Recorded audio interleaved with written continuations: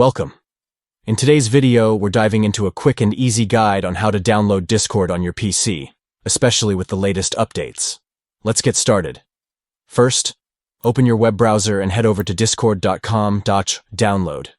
This is the official website where you can find the latest version of Discord for your PC.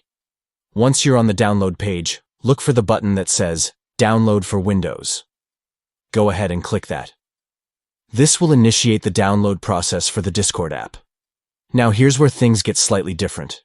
Instead of a traditional download, you'll be directed to the Microsoft Store page. This is a seamless way to install Discord directly from a trusted source. On the Microsoft Store page, you'll see the Discord app ready to be installed. Simply click on the Install button. Depending on your internet speed, this should only take a moment. Once the installation is complete, you can launch Discord right from the Microsoft Store or find it in your Start menu. And that's it.